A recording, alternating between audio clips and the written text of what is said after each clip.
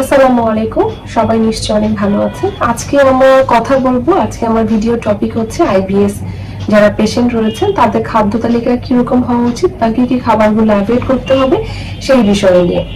চলুন আমরা জেনে নিই আসলে আইবিএস বিষয়টি কি। আইবিএস হচ্ছে ইরিটেবল বাউল সিনড্রোম। দেখা যায় যে এই ধরনের প্রবলেম যাদের রয়েছে তাদের কিন্তু কিছু কিছু সিমটম গুলো তারা ফেস করে থাকেন, যেমন তাদের ক্র্যাম্পিং হয়, তাদের অ্যাবডোমিনাল পেইন হচ্ছে, গ্যাস হচ্ছে, ব্লোটিং হচ্ছে এবং ডায়রিয়া পর্যন্ত কিন্তু হয়ে থাকে সব সময়। তো এই ধরনের প্রবলেমগুলো কিন্তু অনেকের ক্ষেত্রে ইন্ডিভিজুয়াল হতে পারে, আবার অনেকের ক্ষেত্রে বোথ প্রবলেমগুলো কিন্তু একসাথে হতে পারে। এবং দেখা যায় যে এই ধরনের পেশেন্টগুলোর ক্ষেত্রে অনেক রকমের সমস্যাগুলো তারা ফেস করে থাকে, বিভিন্ন স্টেজে গিয়ে কিন্তু তারা এই প্রবলেমগুলো ফেস করে থাকে। মূলত দেখা যায় যে এগুলো একটা রিজন বলা হয় যে স্ট্রেস। স্ট্রেস যদি কোনো ছোটবেলাতে কোনো বাচ্চাদের যদি স্ট্রেসফুল কোনো স্মৃতি বা কোনো মেমোরি থাকে, সেক্ষেত্রেও কিন্তু এই প্রবলেমটা ক্রিয়েট হওয়ার চান্স আছে, এটা রিসার্চে দেখা গিয়েছে। এছাড়া দেখা যায় যে কারণ যদি গাট ব্যাকটেরিয়া প্রবলেম থেকে থাকে, সেটার কারণে কিন্তু আইবিএস এর প্রবলেম হতে পারে। এবং বিভিন্ন রকম ফুড ইনটলারেন্স থাকলে সেক্ষেত্রে কিন্তু ইরিটেবল বাউল সিনড্রোমটা হতে পারে। তবে ইরিটেবল বাউল সিনড্রোমের কয়েকটা প্রকারভেদ আছে, তার মধ্যে হচ্ছে ইরিটেবল বাউল সিনড্রোম, কনস্টিপেশন যেটা আইবিএস সি বলা হয়, আর একটা হচ্ছে ইরিটেবল বাউল সিনড্রোম ডায়রিয়া যেটাকে আইবিএস ডি ধরা হচ্ছে, আর একটা হচ্ছে মিক্সড যেটা হচ্ছে বোথ হতে পারে। কারো কারো ক্ষেত্রে সিঙ্গেল কনস্টিপেশন অথবা সিঙ্গেল তার ডায়রিয়া হতে পারে টেন্ডেন্সি, অথবা কারো কারো ক্ষেত্রে দুটোই টেন্ডেন্সি হওয়ার চান্স থাকে। সো এটা হচ্ছে টাইপ অফ আইবিএস, যে কাদের ক্ষেত্রে সমস্যাগুলো হয়। বিশেষ করে এই যে বললাম যাদের এই ধরনের প্রবলেম গুলো আছে তারা কিন্তু মূলত এই সমস্যাগুলো ফেস করে থাকে। এখন এটা আমরা টেস্টের মাধ্যমে জানতে পারি, যেমন ব্লাড টেস্ট, স্টুল টেস্ট এবং বিভিন্ন রকম টেস্ট, যেগুলো আমরা একজন বিশেষজ্ঞ ডক্টরের পরামর্শ নিয়ে কিন্তু আমরা জেনে তারপর এটাকে ফাইন্ড আউট করতে পারি। দেন আমি বলবো যে এটা আসলে আমাদের কিভাবে আমরা খাদ্য তালিকা মেনটেন করতে পারি সেই বিষয় নিয়ে আমাদের আসলে মূল আলোচনা। আমাদের সেটা খেয়াল রাখতে হবে যে খাদ্য তালিকা আমাদের অবশ্যই ফাইবার যুক্ত খাবার হতে হবে, যেমন শাক সবজি বা আমাদের যে ফ্রুটস আছে বা আমাদের যে সিরিয়াল গুলো আছে ফাইবার যুক্ত, এগুলো আমাদের ব্যালেন্সড করে খাদ্য তালিকায় রাখতে হবে। কিন্তু দেখা যায় বিশেষ ক্ষেত্রে যাদের আইবিএস আছে, আইবিএস পেশেন্টদেরকে আমরা বলে থাকি যে গ্লুটেন ফ্রি ডায়েট রাখার জন্য। গ্লুটেন ফ্রি ডায়েট বলতে আমরা বুঝি গমের প্রোটিনটাই হচ্ছে গ্লুটেন, এবং এই গ্লুটেনটা কিন্তু গম থেকে যা যা খাবার তৈরি হচ্ছে, ব্রেড, রুটি, বিস্কিট, চানাচুর, নুডলস, সবগুলোতে, ইভেন বিস্কিট, সবগুলোতে কিন্তু গ্লুটেন বিদ্যমান থাকে। তাই গ্লুটেন ফ্রি ডায়েট করতে গেলে আইবিএস পেশেন্টদের অবশ্যই এই খাবারগুলো তাদের খাদ্য তালিকা থেকে বাদ দিয়ে দিতে হবে।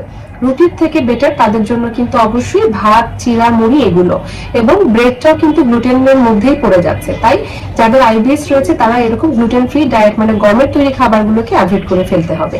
এরপরে যেটা করতে হবে যে আপনার যে ধরনের ফুডে গ্যাস তৈরি করতে পারে, যেমন বিভিন্ন ধরনের শাক বা বিনস, বিশেষ করে ডাল জাতীয় খাবার বা বিনস জাতীয় খাবারগুলো আইবিএস এর জন্য গ্যাস তৈরি করে বা তাদের এই সিমটম গুলোকে বাড়িয়ে দিয়ে ডায়রিয়ার টেন্ডেন্সি করে ফেলতে পারে।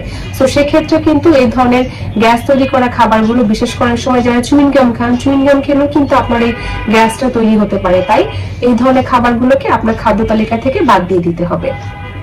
তারপর যেটা করতে হবে যে আপনাকে প্রোবায়োটিক রিচ খাবারগুলোকে খাদ্য তালিকায় রাখতে হবে।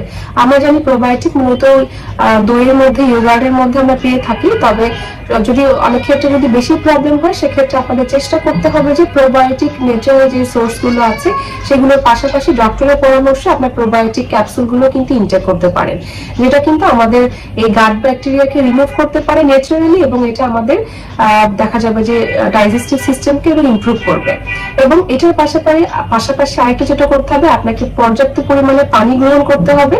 প্রতিদিন ফিজিক্যাল অ্যাক্টিভিটি যেটা এক্সারসাইজটা আপনাকে কন্টিনিউ রাখতে হবে, এবং পর্যাপ্ত পরিমাণে আপনাকে ঘুমাতে হবে। আর খাবার যেগুলো বলেছি, যে খাবারগুলো বাদ দেওয়া, যে ডাল জাতীয় খাবার, অনেক সময় শাক জাতীয় খাবারে কিন্তু প্রবলেম হতে পারে, বা অনেক সময় দেখা যাচ্ছে বিভিন্ন স্পেসিফিক ফুড থাকতে পারে কিছু কিছু পার্সনের ক্ষেত্রে, সেগুলো আপনাদেরকে অ্যাভয়েড করতে হবে। যাদের কনস্টিপেশনের টেন্ডেন্সি আছে তাদের ফাইবার যুক্ত, আঁশযুক্ত খাবারগুলোকে খাওয়ার পরামর্শ দেওয়া হচ্ছে। আর যাদের ডায়রিয়ার টেন্ডেন্সি আছে তারা কিন্তু চাইলে কাঁচা কলা বা বেদানা এই ধরনের খাবারগুলো আপনারা খাদ্য তালিকায় রাখতে পারেন। ঠিক আছে। আর যেটা বলবো যে এটা আসলে এক ধরনের স্ট্রেস তাও কিন্তু এটার সাথে কানেক্টেড। অনেক সময় বলা হয় যে এটাকে নার্ভাসের একটা সিমটমও ধরা হয়। সো যাদের এই ধরনের প্যানিক অ্যাটাক বা এই ধরনের প্রবলেমগুলো হতে থাকে বা এই জাতীয় টার্মগুলো থেকে সমস্যা হতে পারে, তারা একটু রিল্যাক্স থাকার চেষ্টা করবেন, মেডিটেশন করবেন এবং ভালো ঘুম এবং পর্যাপ্ত এক্সারসাইজ করবেন, এবং যে খাদ্য তালিকাগুলো আমি বলেছি সেই খাবারগুলোকে আপনার খাদ্য তালিকায় রাখতে হবে। ইনশাআল্লাহ দেখা যাবে যে আপনি এভাবে মেনটেন করলে আপনি অনেকটাই সুস্থ হয়ে যাবেন বা মেনটেন করতে পারবেন। তবে বলে রাখি, আইবিএস এর প্রবলেমটা কিন্তু খুব সিরিয়াস কিছু না, যে আপনার ডাইজেস্টিভ সিস্টেমকে যে ড্যামেজ করে ফেলে বা ক্যান্সার ঝুঁকি বাড়ে, এরকম কিছু না।